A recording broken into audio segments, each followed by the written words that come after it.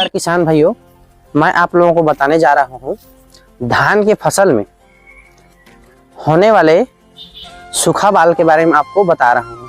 ये सूखा बाल होता क्या है, ये किस कारण से होता है और इसका उपचार क्या है, किस समय इस धान में क्या दवा डालें जो इस प्रकार से सूखा ना हो।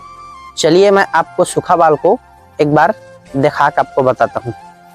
ये रहा फ्रेंड, ये धान में पूरी तरीके से दूध अभी नहीं भरा है। ये दूध भरने की अवस्था में है। धीरे धीरे ये दूध भर रहा है। पूरी तरह से इसमें निकल गया है धान, और निकलने के बाद बीच बीच की कुछ बाली इस प्रकार से हो रहा है। तो ये इसको हम लोग क्या दवा डालें और कितने समय डालें तो इसमें ये रोकथाम हो सकता है। तो बता रहा हूँ किसान भाइयों, ये एक प्रकार का तना छेद है। जब ये तना ग्रोथ अवस्था में कट होता है, मतलब ग्रोथ अवस्था में इसको जब स्टेम बोरर भेजते हैं, तना छेदक बोलते हैं, और ग्रोथ अवस्था में होता है तो इसके तना छेद बोल देते हैं।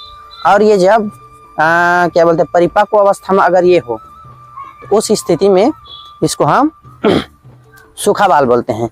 तो आइए जानते हैं ये सूखा बाल है या नहीं है, उसको कंफर्म हम इस तरीके से कर सकते हैं। तो सबसे पहले हम धान की बारी में जाकर खेत में जाकर हम इसको इस प्रकार से खींचते हैं। अगर ये आसानी से ये खींचा जाए तो समझ जाइए ये तना छेद है। और तना छेद का जो कीड़ा होता है वो ये निचले सिरे पे जहाँ से ये कट हुआ रहता है वहाँ रहता है। देख सकते हो आप, इसमें ये तना छेद का कीड़ा दिखाई दे रहा है। अगर नहीं दिखाई दे तो इसको आप नीचे से इस प्रकार से खींच के भी देख सकते हैं। इस प्रकार से देखो, इसमें ये तना छेद का कीड़ा दिखाई दे रहा है। किसी में एक रहता है, किसी में रहता भी नहीं है, कहीं और चला जाता है दूसरे धान में, और किसी में 2, 3, 4, 5 भी रहते हैं। तो किसान भाइयों, इसमें सूखा हो गया है, उसके बावजूद भी ये इसी से एनर्जी को खींच के ले रहा है, या इसमें कीड़ा दिखाई दे रहा है। तो किसान भाइयों, मैं इसकी उपचार के बारे में आप लोगों को बता रहा हूँ। इसमें जब ग्रोथ अवस्था में इसमें कोई भी इंसेक्टिसाइड दवा का यूज हम लोग करते हैं तो क्या है, उसकी लाइफ साइकिल ऐसा होता है कि वो एक ही फसल में एक लाइफ साइकिल ना चल के कहीं पर 2 लाइफ साइकिल भी चलता है। तो एक लाइफ साइकिल चलने के बाद में क्या है, ये ग्रोथ अवस्था में हो रहता है जब धान, उसमें उसका एक निश्चित समय में वो स्टेम को छेदते हैं या फिर कट करते हैं। उसके बाद वो एडल्ट अवस्था में होकर वो प्यूपम बन जाता है। प्यूपम जाने के बाद में क्या है, वो तना को नहीं छेद पाते। उसके बाद में फिर वह क्या है, नया जीवित हो जाता है कीड़ा।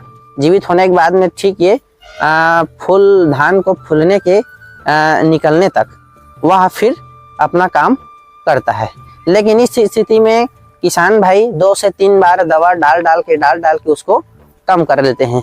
फिर भी कुछ हिस्सों में ये शिकायत देखने को मिलता है। तो क्या है, अंत में ये शिकायत दिखता है तो किसान भाइयों को बहुत ज़्यादा उपज में कमी आती है। यह क्या है, बदरंग हो जाता है। बदरंग होता है तो इसको कोई मतलब का नहीं है, ये धान हल्का रहता है, ये गर्दा में चला जाता है।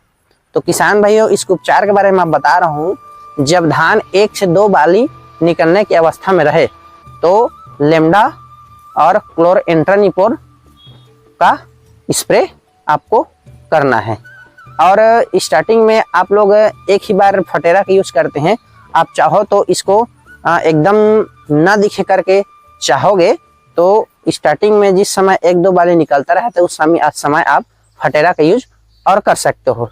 उसमें क्या है, ऊपर से भी स्प्रे हो जाएगा और नीचे से भी उसमें खाद में मिलाकर आप फटेरा का यूज कर सकते हो, ताकि आप इस टाइप का सूखा बाल देखने को आपको नहीं मिलेगा।